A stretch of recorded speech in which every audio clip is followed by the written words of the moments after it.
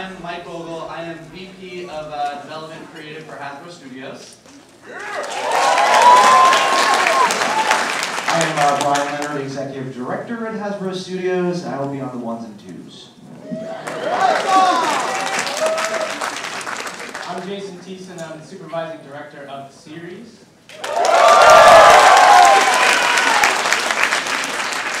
I'm Megan McCarthy. I'm a writer on the show and the story editor for series.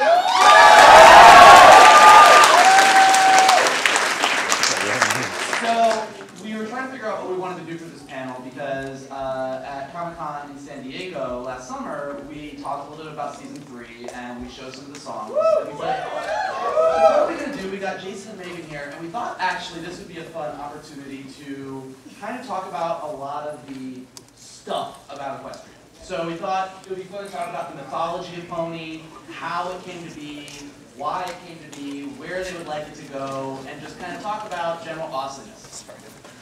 So that's good. That's a good warm up, right? Okay. Hold on. And none of us printed out the questions, so we are all looking at them on our phones. It's the digital age. All right. So first, to kick it off. Despite the fact that Pony is not serialized, like all the action shows are, you guys have still managed to do a whole lot of world building, and it kind of feels like there's a progression in story that does build the things, even though most episodes are close-ended like most comedy shows are. So, how do you do it? Well, I think we try to, I know in the first season, there were actually a couple of episodes that had to do with the Green Out and Gala, so that was something that was sort of, they could stand alone, but lead up to a big event if you watched all of the episodes. But I think we try to introduce things that we can then see later in the season. I think Jason can probably speak to this even more, some visual things that, I know you have some stuff coming up that I just noticed. I was like, I see what you did there. Of things related to the villains or related to the characters or related to like some mythology of Equestria that if you're just someone who catches one episode, it doesn't make the episode not worth it. You can just watch it and enjoy it. But if you're a fan of the show who really watches every episode and watches them lots and lots of times, there will always be little things in there that you'll notice, and we do try to bring that to the show. Yeah, we try to remember what we've done in the past with each episode, and try to think of them in terms of a linear, episode 1 goes into 2 to 3 to 4, not in the sense that it's serialized, but that if we did something in a previous episode, we can remember that, and it's something kind of that it can be subtle that if you haven't seen the other episode, it doesn't matter, but if you have and you're looking for it, you can find it, and it's just something fun, and it's just something I like to do too. It helps kind of thread the whole thing together as one big kind of world. Something we were talking about in the Transformers panel a little while ago was that they sort of have 28 years of story and source material that they have to stay true to. And with Pony, it's sort of like ground zero. Like Friendship is Magic is its own thing. We're not going back to the 80s series and kind of saying, well, what was that about? Is that really freeing? Or, what is it like not working with any source material at all? Like, you're just kind of making it up as you go. I like that. Yeah, sometimes it's terrifying, especially if there's like a looming deadline. But it's fun. It's getting to create this world that has it has rules that you're not going to see like robots attack. We're probably not going to do the Transformers crossover. Probably not. I don't know. But there are rules to the world that not anything goes. But you do have a lot of freedom, and Equestria is sort of, in my mind, that I know there is like a map of Equestria, but it can get bigger. There can be hidden places that we haven't seen. I think we do have a freedom to explore, and for me as a writer, that's very exciting. Yeah, I think what's fun is kind of behind the scenes way Hasbro works. It's really funny when you have the My Little Pony team calling you and saying, well, how does this work? And it's kind of like, you're the only one who knows. I don't know. I haven't thought about that yet. Yeah. And so another thing we were wondering is how do you know, so like, and I guess this is for you too, because Brian and I get to work with these guys all day long, like getting premises, outlines, cuts of animation. I think for all of us, it's like, how do you know when something isn't mythology? Like when there's nothing to fall back on, and you guys obsessively let us know what you like and don't like. It's very helpful. But like, so what for all of us, I guess, when is something off mythology? Like, what's the indicator? Or has there ever been something like we were going to do a story and then we were like, that's just not pony? Right. I can't think of a specific story, but I think there was a mythological creature thing at one point that we talked about that I think is like there's a human element to that creature, and that's not something that we have done on the show, so that wouldn't fit in. So that was kind of something that was taken off the table. Yeah, we try to keep the technology really limited as well. Like that also lends itself to the feeling of the world. It's not really a technological world, it's a magical fantasy world. And so when there's machinery and vehicles and things, we try to keep them working in a kind of an old world sense. And we have dipped into things like, movies and like film projectors, and we try to keep that feeling old. DJ equipment, you can't forget that. Old DJ equipment. But I think it's always through the lens of like, this is a mythological based world. I mean, it's creatures and stuff like that, and that keeps it really grounded, so that you're not watching something and then there's part of you that's going, well, hold on a second, that can't really happen. But again, it's a cartoon, so you can have some fun with the sort of how far you can stretch that. I think what's, okay. I was going to say what I really like about that is that it makes the show really timeless. I mean, 20 years from now, people will be able to watch this show and get the same level of enjoyment out of it. It won't be like, why is Twilight weeping? No one does that. Or whatever. We just use our brains to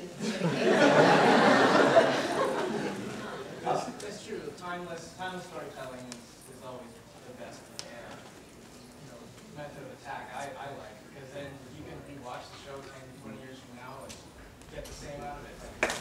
I think what's funny is we work on all the Hasbro shows, and I think we get in more violent arguments about Pony than we do about anything else. We'll be on the phone and be like, that is not how that rainbow is supposed to work.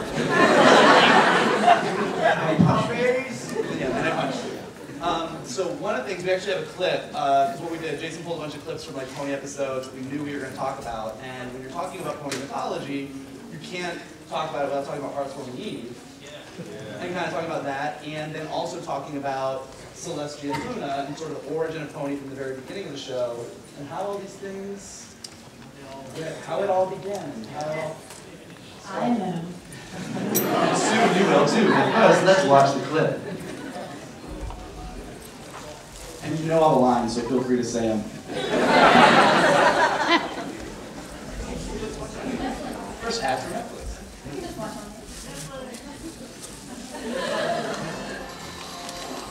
Once upon a time, long before the peaceful rule of Celestia, and before ponies discovered our beautiful land in Equestria, ponies did not know harm.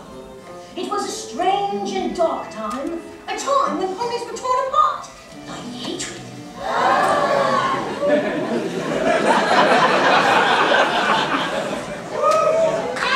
Yes! There's a bit of a dark past. So Megan, walk us through the beginning of Equestria. I can't.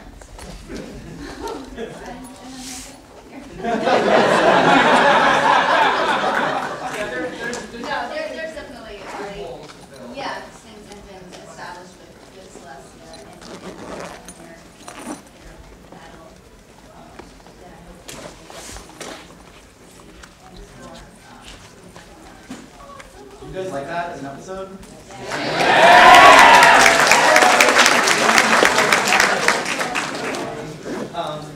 Taco meter.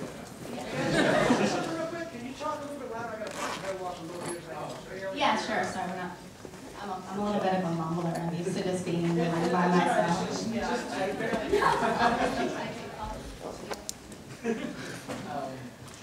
there anything else you want to talk about the history, like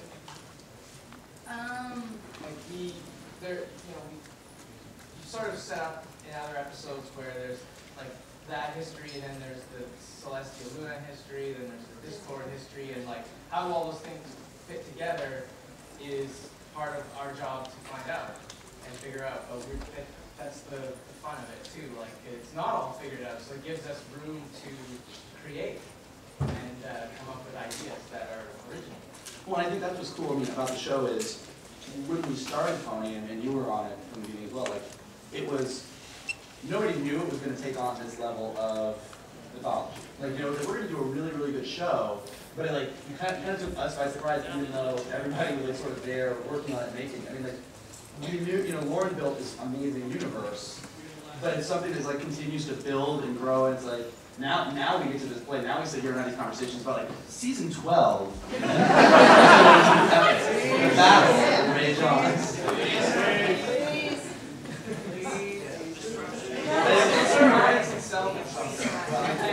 Eventually. Spoilers? I'm going to give you guys some season 12 spoilers. Mary and Spike are married.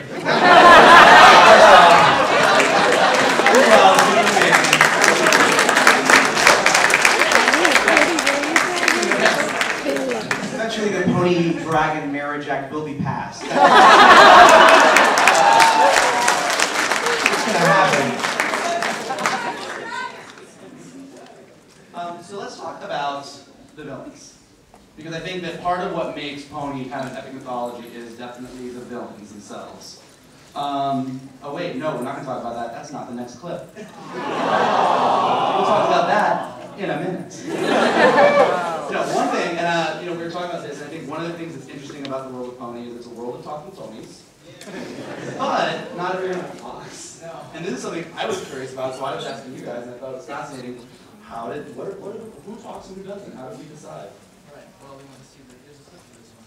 There is.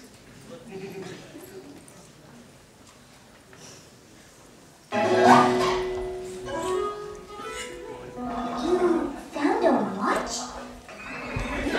You wanna be a watch? You're running.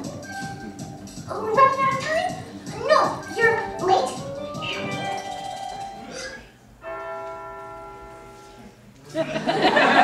So I don't know if you noticed, but Angel doesn't talk. I remember early on having this discussion with Lauren and asking her myself, who can talk and who can't talk? And we kind of decided that it would be sort of like a hoofed mammal kind of sentient world. So it's like, you know, the ponies are like the people of the world, so we kind of saw the hoofed creatures as the people. So that's why a lot of the more cloven hoofed or hoofed creatures will talk, but the other animals won't. They can communicate in their own way, like Angel just did, but and a lot of times Fluttershy is the only one that can understand it. Well, then of course all our mythological creatures Yeah. can speak as well. Yeah, well, Discord does have one hoof.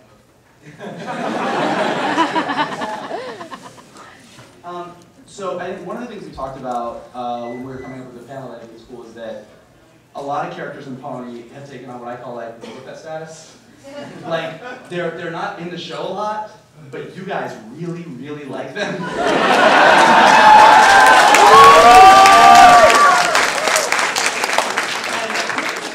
So one of them, and I think this is the next clip, I hope. Let's take a look at one of the clear favorites, and then talk about why we think she's such a favorite.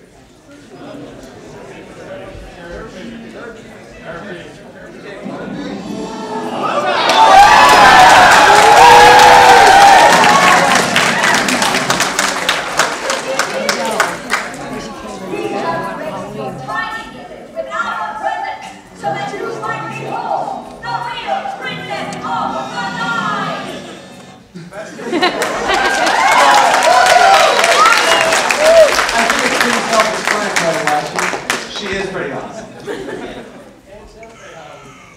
Yeah, and she just, I think that, I can't predict when a character's going to be, you know, interesting to people. Like I don't really see it coming. Sometimes I do. Like I can go, oh, this guy, I think you're gonna like him. But other times there's like somebody in the background. I'm like, oh, I personally didn't even notice that character. Like the one people call Octavia. In the background. Like, what was special about her? Playing the cello, that was cool. The cello's cool, man. Yeah. Was asked a question about Octavia, and they were kind of like, because they haven't, it's not, they see the script. Yeah. Like, and Octavia rocks out in the cello in the background. They're kind of just thrown in like at the storyboard stage where it's like we need a band to play. So it's like in that episode it's a kind of a gala. It's very fancy, so we had a fancy little 4-piece quartet, whatever. But like why the pianist wasn't chosen, I don't know. Is playing the piano not cool? Overdone. Well, and then of course everybody's favorite DJ. Yeah. You guys are bananas. Yeah, that one I understand because it's a pretty cool pony, and that was another one that just sort of came out of the storyboard. I think the storyboard artist drew that pony into that scene, and we just pulled it out of the board. Oh, that's cool design. Let's do it. So it was never intended to be anything more than just like something to help the atmosphere. But it's cool that you guys love it. Well, and what is really cool, I mean, I think, what's great about you guys as a fan base and these guys as the people who make the shows, there's this really great symbiotic relationship. So you guys are like, we love the DJ, we're going to do 55,000 YouTube videos with a DJ. And then we sit in our office and instead of working, we watch all the videos. And then these guys are like, we should put that DJ in someone else. It's the great circle of fun. Another character that we should get on, and someone who has the coolest costume. A lot of you have very cool costumes, so I didn't want to pick my favorite. But we have a lot of characters that we pull from mythology. A Draconeckless? That's all us. Like, let's talk a little bit about how he came to be. But first, let's watch a clip.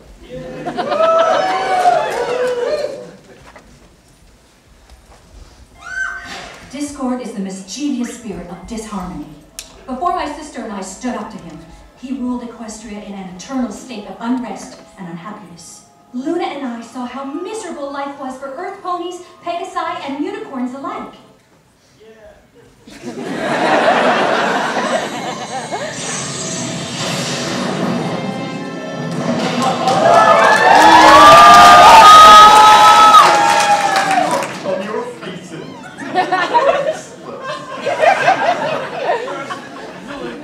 One of the things that Discord to me is the perfect example of when animation works awesome. Like from the description on the page to the design to the vocal performance. I mean, like it's a home run at every level.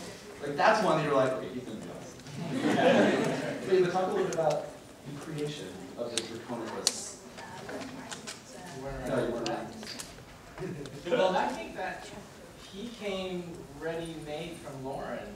I think she even did the design herself and sent it to us. And we're like, okay, that looks great. I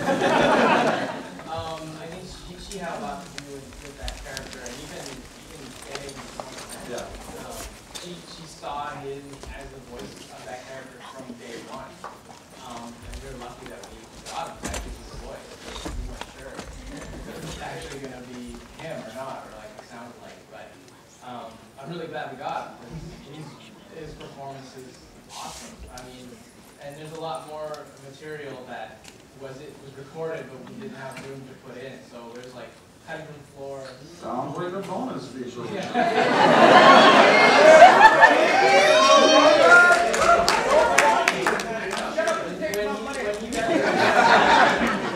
When he does the voice, he's not like he's more of a stage actor.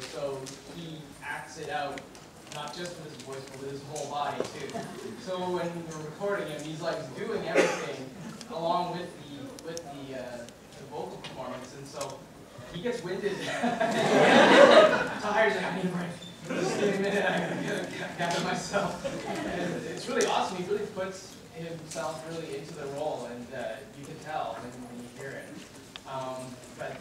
Yeah, he was a cool character from the beginning, but when we saw that design and animation, we all kind of looked at ourselves and like, how are we gonna animate this guy? He's got like a billion different parts and he's like long snake, and it was quite a complicated design, so it was quite a challenge to actually work out a way to animate him in an efficient and cost-productive manner. And of course, also everybody working on the show really loved him too, so they put extra work into it. So when I saw scenes like that of him like laughing and stuff, I was like, what? That looks great. It just really worked because everyone working on the show just put so much of themselves into it. They could sense it too. And that's really the heart and soul of the show. Everybody working on it, all of us just love it like as much as you guys do. So I'm glad that you guys appreciate it. It is a lot of work. Discord is really cool. I hope he shows up later. Here? Thanks. Great if he showed up in future episodes. We should talk to somebody about that. Well, so if Discord came ready-made, we were talking about this, and I know that this next character did not. And we're talking about this, so let's talk about some of the other baddies of our ponyverse. She's a changeling. Yes.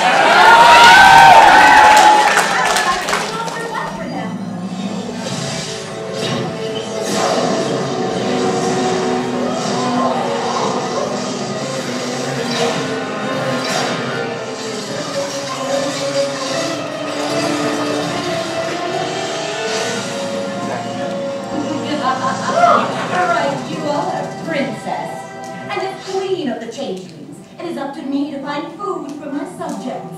Equestria has more land than any place I've ever encountered. My fellow changelings will be able to devour so much of it that we will gain more power than we have ever dreamed of.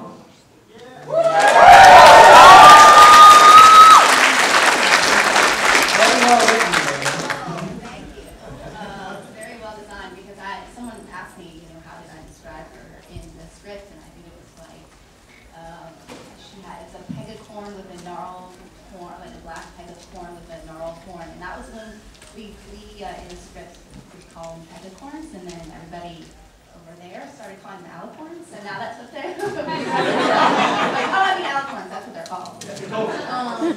But yeah, I mean, that was a fun character to get to write, and I turn in a script and for something like that, I didn't see anything until it was done. I don't even know if I saw it for the first time. I might have seen it for the first time when we did like a screening event of it. And I'm always, anytime I see the finished product, especially with something like that, I'm just like, oh my God, that is awesome. I can't believe the places that they took the design on her. I was just so blown away by it. Every aspect of her is just amazing. So kudos. Yeah, I have to give it to Rebecca Dark, who designed that character, because she basically just gave it one. She's an amazing artist, amazing designer. If you go to her blog or something, she's got some awesome stuff. She just designed it one shot and showed it to me, and I'm like, done. It was just amazing. The original design of it, she looked actually more kind of hunched over and kind of like really wet, CBD, like she'd stepped out of a bog or something. But there was some talk that maybe that look was a little too, like she was even skinnier and a little too bony. And we needed something a little bit more like regal and queen-like. So I didn't want to change the design, and then I was like, this design is so cool. Can we just pose her in a different way? Maybe, standing more tall and see how that works. And once we tried that, it was like, oh, okay, now she's got a lot more presence this way, much more intimidating. And then I was like, let's make her really big.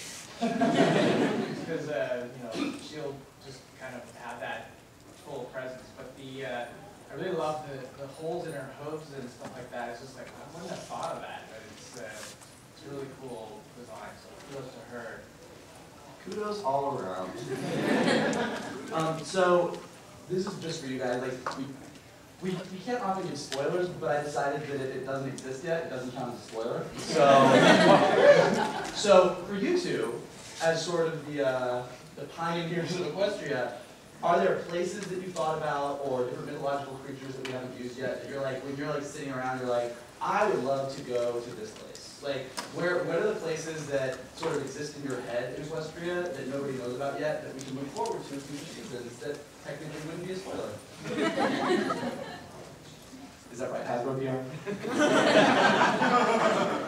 Well, there are griffins that live in Equestria, and they're also talking creatures, as well as the dragons. And like, we haven't really gone anywhere with griffins. Maybe that would be something cool. Where do they live? What's their society like? Maybe there's a whole other place that you can explore. Where do you want to go, Brian? Tell us. I just have a joke answer. I just want to go to Arby's. Well, I think that you had mentioned this one before, maybe not in this way, but like Luna's abandoned moon colony. Oh, y'all got excited! You had mentioned that before, and it was like, that's kind of out there, but Did she have like a condo there? Or? No, actually, I am curious, is there anything beyond Equestria? That's what I'm sort of fascinated by, Do we have something boldly going beyond the borders? What's beyond? Is it just the nothing? I don't know. Yeah, It'd be interesting. We made a map, and we purposefully didn't like make it like a full globe or something like that, because we want to leave it open. Like, what's beyond this area? Is there another kind of land that we can, make up? Well, I think we have one final clip to show that you have not seen.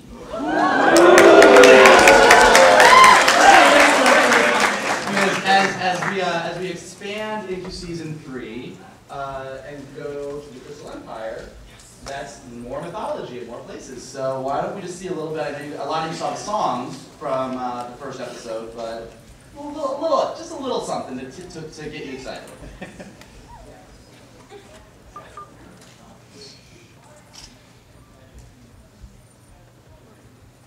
It's really dark at the Crystal Empire.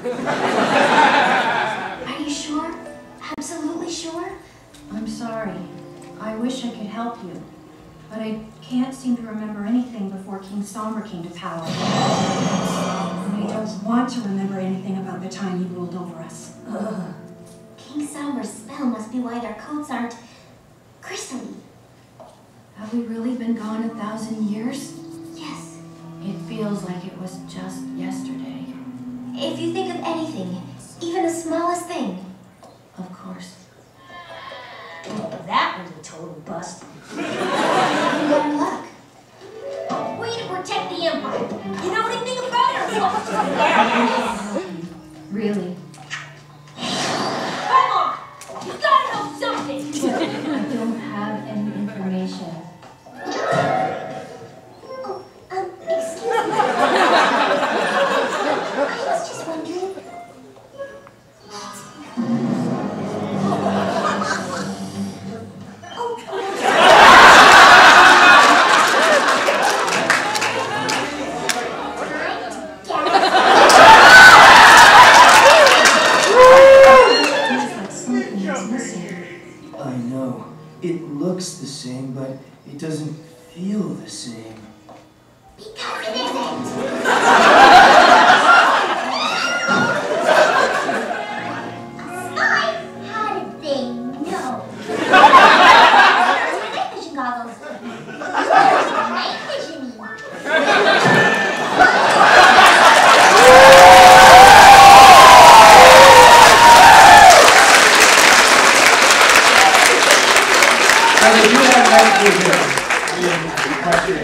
old school night vision technology, not new school night vision technology. It runs on magic.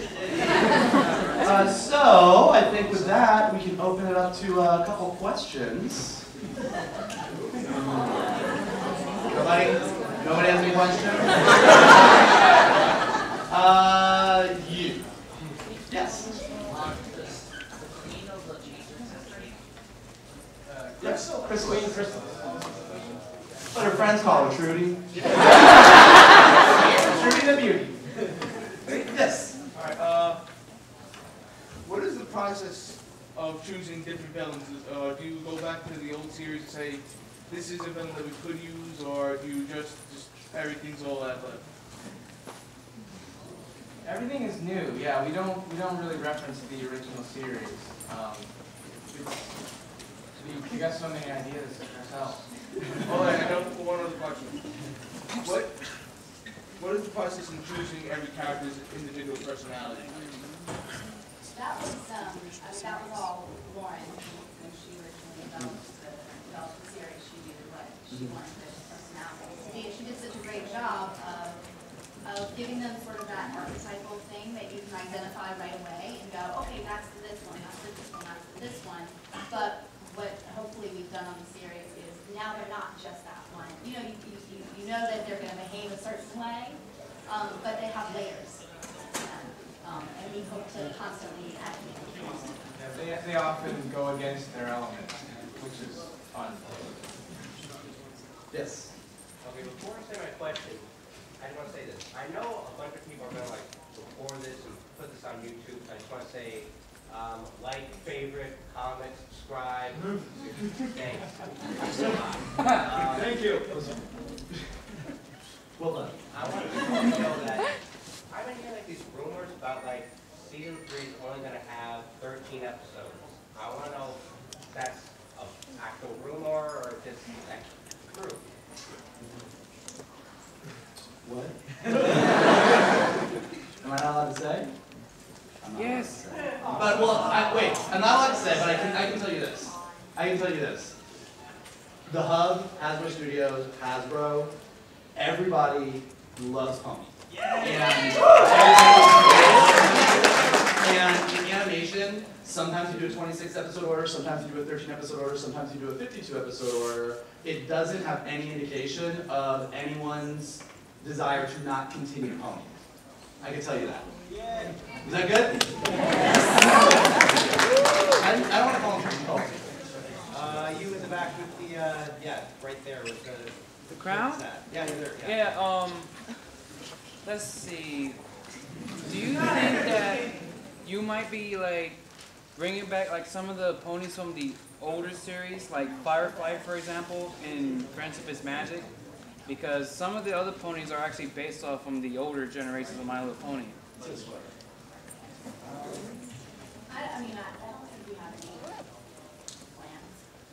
I think Hasbro has a limited kind of hold on some of the names from those, so we actually can't use some of those old names.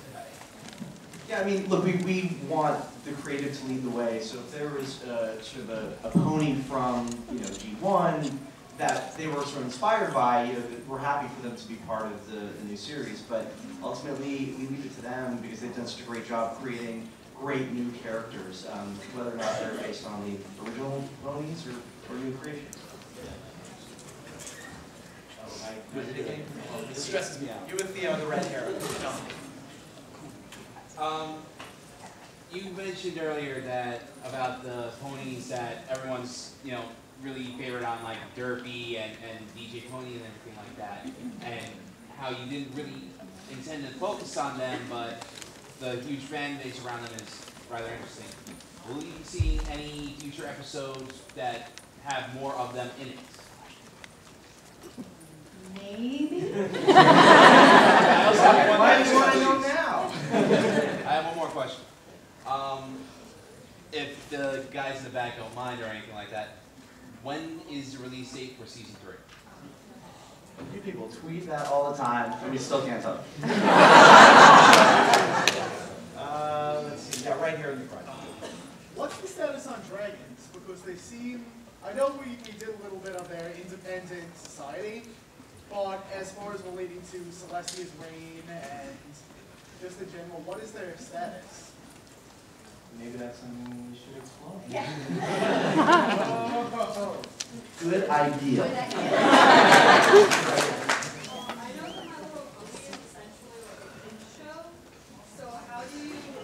Everyone behind me just shook their head no. All ages show. You know, so it's a kids show, kids watch. How do you find what's deemed appropriate, more like, I think, you know, I was just talking with somebody about this outside. I think that we live in the era of Pixar movies, and Pixar movies are great because, sure, they're animated and about talking toys and Nemos and everything else, but it's Nemos. You don't know. And I think they sort of prove to everybody. I mean, Disney's done it. It's something, but like Pixar really hit home the idea that you can have a story that has all the stakes, all of the emotions, all of the character arcs that you would want in a grown-up movie, and it still can be completely safe and appealing to kids. And if you think about like the end of Toy Story 3 or something, where you're like, I can't believe this. And I think these guys do a great job of doing that same thing with Pony, where Pony is a brand that every parent can feel completely comfortable that their kid can watch it, and it's going to have a great message and great characters, and they're going to get it, and they're going to like it. But it works on so many levels that you guys all watch it and go completely crazy. And that was amazing. So it's great for everybody. As a parent myself, I like to be able to watch the kids show with my kid and be interested in it. So I want to be able to provide that kind of service. Alright, I want to try and hit someone in the middle. You with the princess has it. yeah, when you mentioned about it, that you haven't mentioned trying to do places of besides Equestria and Ponyville. There's an episode where Applejack went to the city to meet his aunt and uncle Orange. And they're going to mention, they're going to visit again that city where Applejack went to. Maybe. So no. Oh, now the pink pie in the back there. Yeah.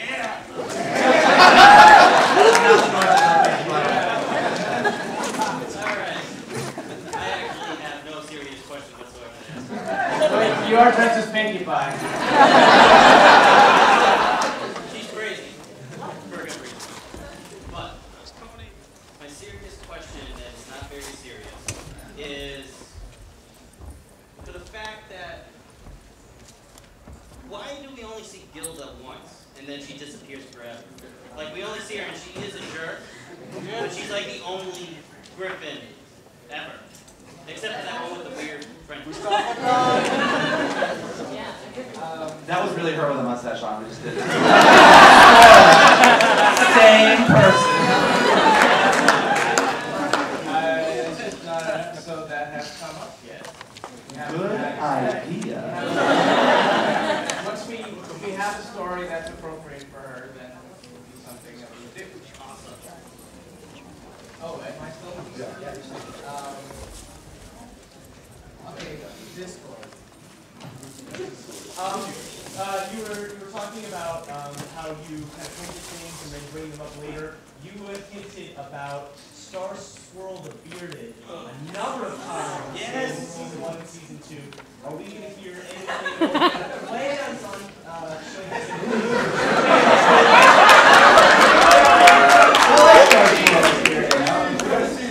What is he all about? He's from a long time ago. Like, he's like the Merlin of that place. So he's long, gone. So it would be a bit of a challenge to come up with something. But You would have to be in a universe that had magic. Wait a second. Wait a minute. I'm gonna call her. She's literally like. Okay, where's the salespeople? I want to hear your thoughts on My Little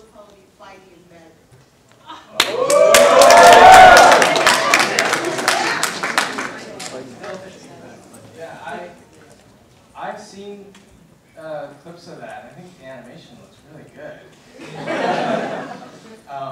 And it looks like something pretty cool. Curses. As a Hasbro executive, I am neither able to confirm or deny the fact that I thought it was pretty awesome when I saw it.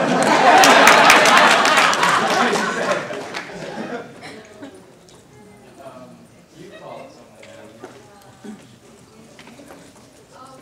Based on how large the fan base is, I was just wondering, like, how far do you see the series going, like the story, like based on season 5? How far do you see it going? Well, I told y'all what happens in season 12. No, it's like I said, I mean, the fan base is huge. The show does great. People love it. we love making it. You guys love making it. We love working on it. So I can't tell you officially like what it will do and what will happen, but I would love to keep working on it for as long as I'm working. So We don't have magic in this world, so we can't see the future.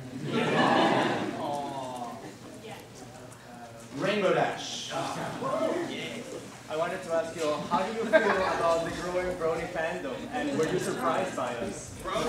Well, you guys are, be awesome. But I think what is really great about it for us, for Hasbro, is the fact that you guys are one piece of like this continually growing fandom. It's like the Pixar thing that I was talking about. It's the fact that everybody, male, female, old, young, anybody watches the show and loves it. So I think that's what's really exciting for us, is that it appeals to literally everybody. And like, you couldn't ask for a better show than that. Yeah. And thank you guys for making it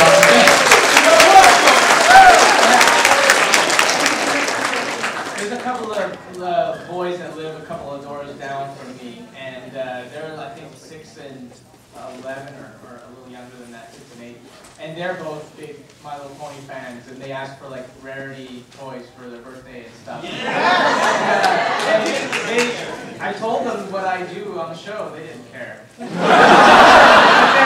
love the show, and I was like, wow, you know, like it's crossing the gender barriers even for young kids too. And I think that is a pretty cool achievement. Like, you know, young boys like not always want to even give it a chance, but they are, and they're loving it. Yeah, we had 2 interns at Hasbro Studios over the summer. They're like in their early 20s, and they're like, yeah, I don't know, My Little Pony, whatever. And we made them watch all the shows because that was part of their internship. But no, the best was they came down, and he comes down to the office, he goes, I go, are you a brony yet? And he's like, no, but I'd like to see all the episodes of the Cutie Mark Crusaders, please.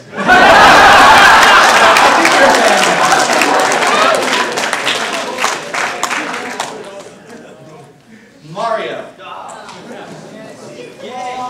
Me too. Maybe you can make a video game.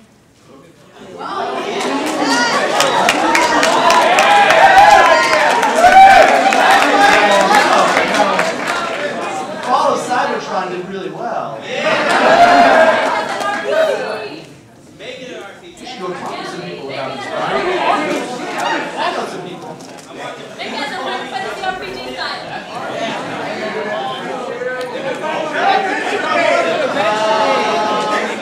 Something without costumes. So I don't have a costume. You got a costume. First of all, I'm 48 years old, and you guys are so awesome. I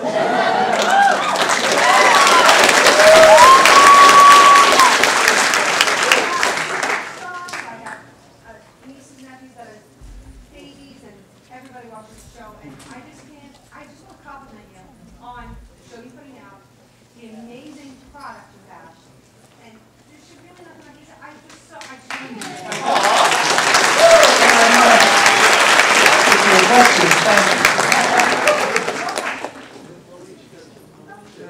You waving violently in the back.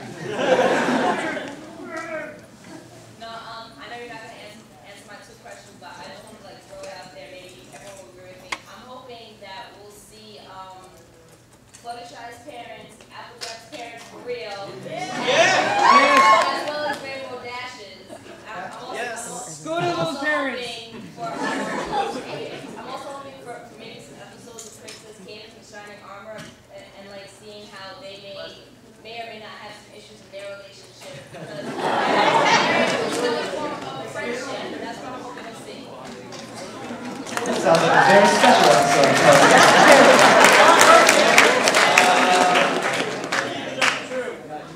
You. Yes, you.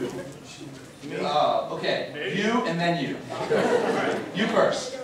So as we all know. Oh, not you. Okay, but I'll get to you. I'll get to you. Gray sweatshirt guy. Okay. Borderlands 2. What? I have a new class that deals with the girls, that deals with men. But in the skill tree, there's My Little Pony hits. Did you guys have anything to do with that? Because there's one skill tree and the robot says 20% cooler. You guys oh shit. What? Get somebody on the phone. Right. No, he does not. Guy behind you in that, yes. We work for Hasbro with some toys, and I was wondering if you guys ever thought of teaming with people to do the real dolls, but kind of with the ponies, so you get like a larger life, bigger version of the pony. Life-size Mickey Mouse? Yeah, like a life. I don't know if we will because I don't work on the toy team for ponies, so I can't answer that. I will say, if anybody would like to make me a life-size Razor Dash, you stood up and then I made you sit down. So as we all know with My Little Pony, besides its stories and characters though, what makes it great is also its music. Have you ever thought of trying to make like a soundtrack for it?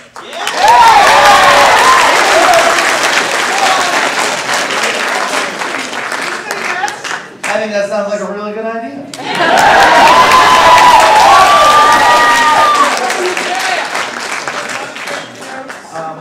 How much time do we have left? We don't have Awesome. We have so much time. You and the book. I noticed when I was rewatching the Hearts and Hooves Day episode that the love poison supposedly caused the prince and princess to shirk their duties, cause the kingdom to fall, and for chaos to reign. Is there any chance that the chaos that ended up taking over was discord? That is a yet to be decided upon thing. You guys know we only do these panels so we can figure out what we're going to do for future episodes.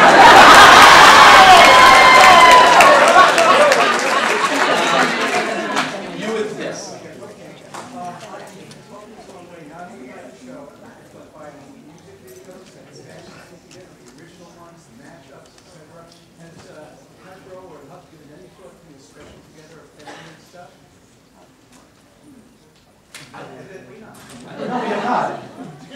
I don't know that we could do that. Because, yeah, but this is a good question. I actually just got really excited about everything you said. So because I will say, one thing I will say, and I think you guys agree with this, you guys make some awesome stuff. Yeah. It's really, really cool. There's a lot of talent out there amongst you guys, so I like it. So. Megan, it's your turn to call on people.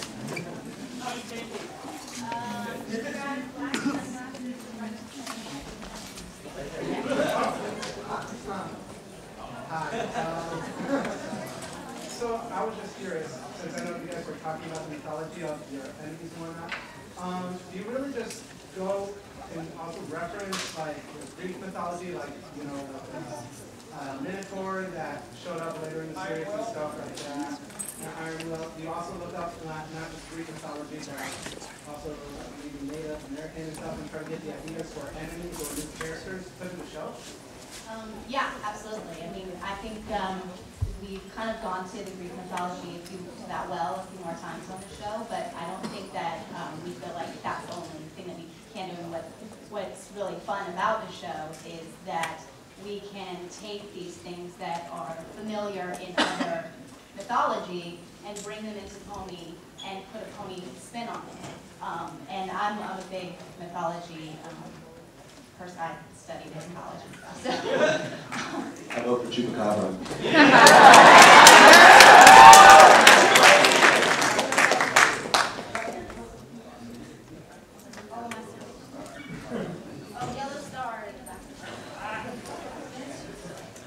A couple of questions. One, I know there's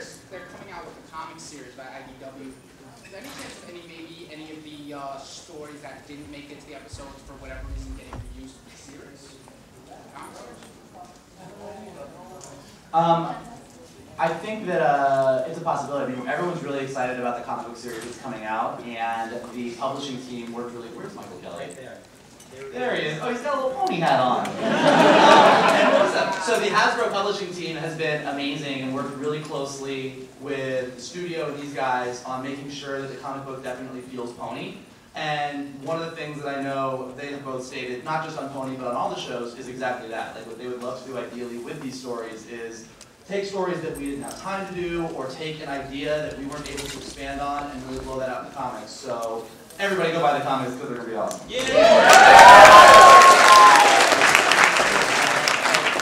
Sir, with the in the back with the again Katie's hat. Yes, blue. Yes, blue. Yeah. Me?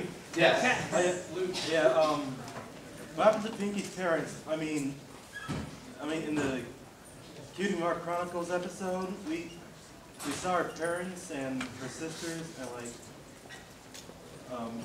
what happened to like?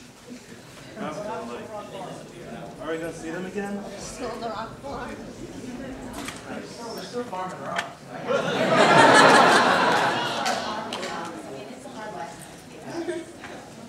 The rock supply needs to keep flowing. I was going to say, I mean, one of the fun things about our world is that I think our ponies exist in this sort of gray area where they're young but also enabled to go out in the world and work. And that's, I think, again, what resonates so much is, even though, they were obviously fillies at one point, they're all still kind of kids at heart. And so, that's something special about it. And even Graham Smith. Let's see, you right. The comics and like stories that you've never done before, but in terms of the long run, will these comics be considered canon with the series? If these guys say so. Yeah, I mean, I would think that we would want to maintain, we wouldn't want to step on the imaginary, we would want to go off in the direction that we would off of going with the series. You want it to feel like you know all together. Yeah, it should all work as one universe. Yeah, I mean, I think that, Hasbro as a company recognizes the value of mythology. It's one of the reasons we're going to talk about all the mythology stuff today. And so our goal is to make everything feel as seamless as possible. So it is a 360-degree pony experience. All right, this guy right over here has a hand. Yes, you can.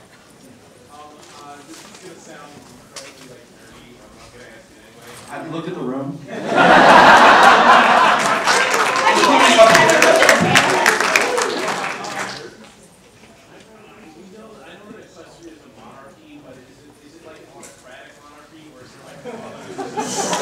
You were right.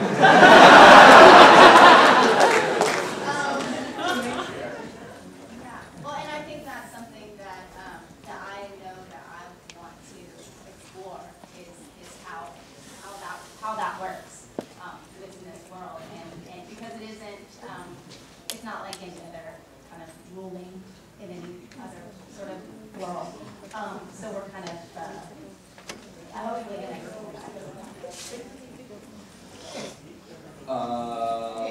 Waving in the back, holding the poster? All right. Uh-oh. I just have one burning question. I'm all the way here to get an answer. You know that episode where Fluttershy has that deep voice for like 5 minutes? Yeah. No, the deep voice. Flutter guy. Who was the voice actor who did that? Blue Mancuma. Thank you.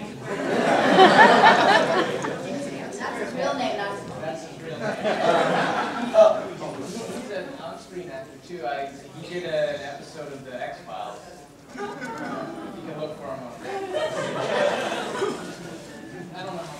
You doing the snake with your hand. Thank you very much. Movies?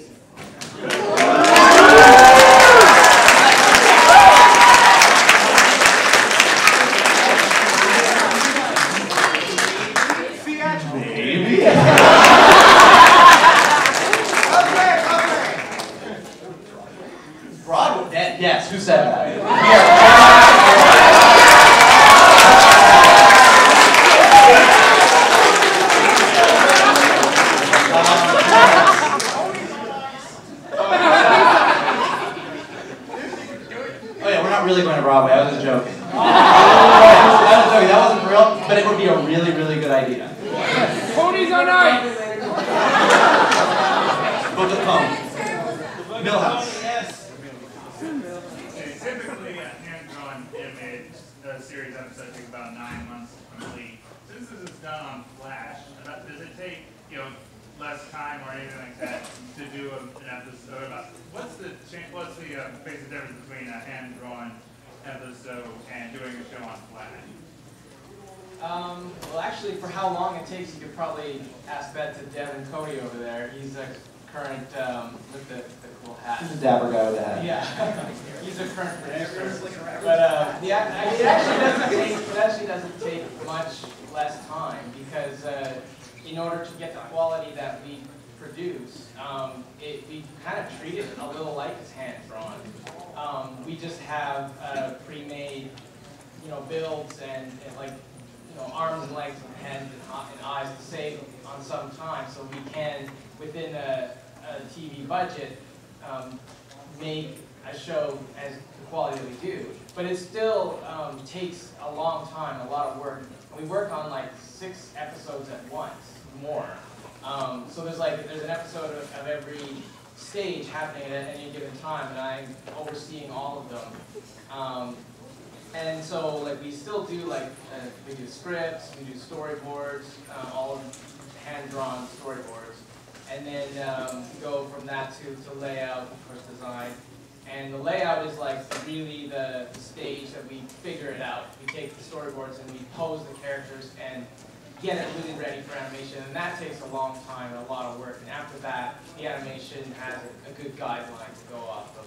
But that's no different than classical. The only real difference between that and classical is that classical is every frame is drawn by hand, whereas this, we're manipulating puppets. It's frame by frame, but it's still frame by frame in a digital world.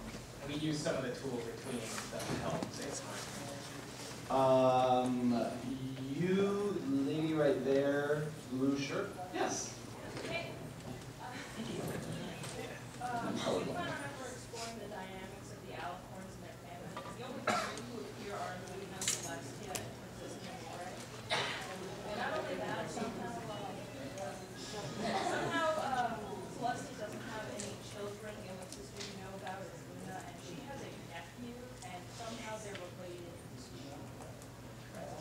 It's a complicated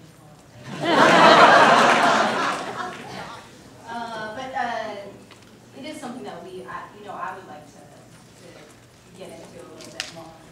Not only that, they all rule the Alicorns as the Oreo family. So, and you never get to see any other Alicorns, not even randomly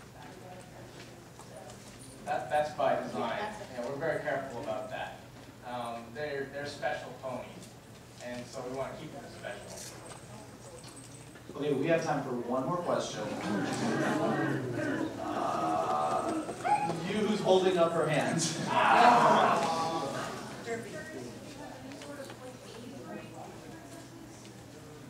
Age range for princesses?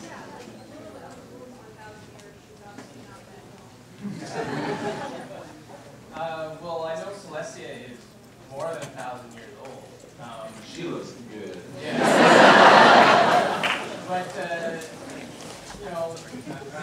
ageless, but we don't have an exact number. It's just that they are old, but not old in the sense of, their body's age, but they're very wise. Good.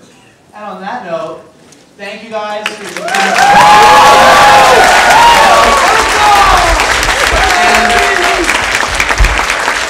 Get ready for season